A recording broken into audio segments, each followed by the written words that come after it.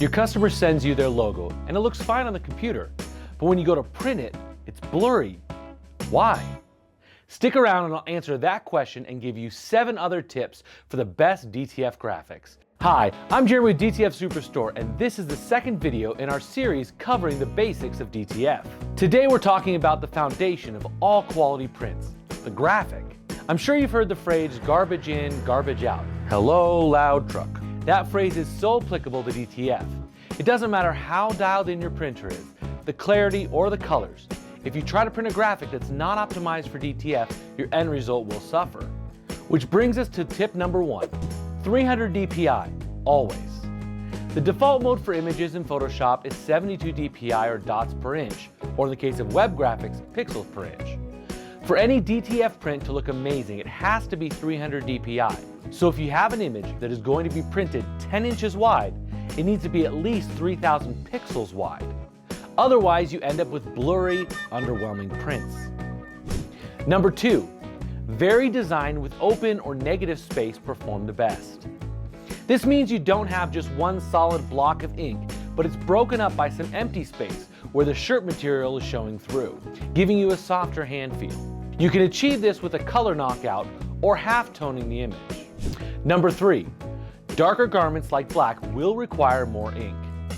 To get those eye-popping colors, you have to use more white underbase because inks aren't completely opaque, and darker shirt colors can dull your design.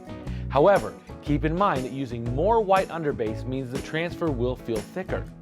So if you're aiming for super bright colors on a dark or black garment, just know that it will feel a bit thicker. Number 4, semi-transparent pixels don't work. With DTF, a printed pixel can't be partially transparent. It has to be either on or off, 0 or 100% a certain color.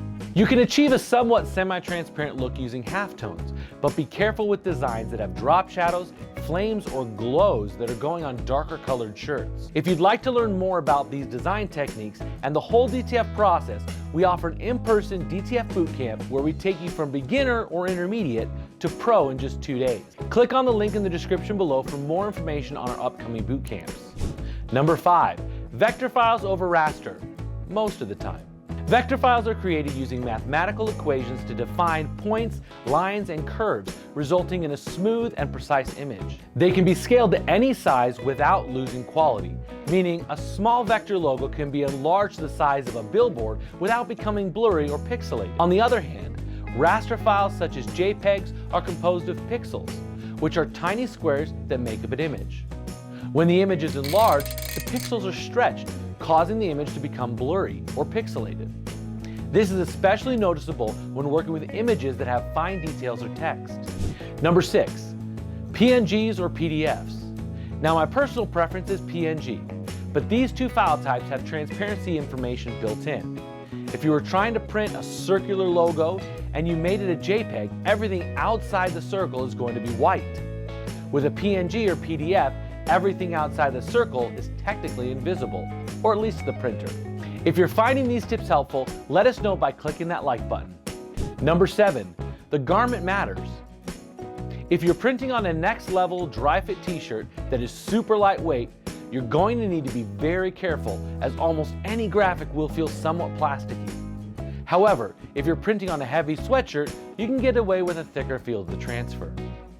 Number 8, the better your original file, the better your final output. We talked about this earlier, garbage in, garbage out. Make sure the file you're working with checks off as many of these best practices as possible for the best results. Looking for more creative inspiration and expert direct-to-film tips? Subscribe to the channel and ring that bell so you're notified when our next DTF Basics video is released.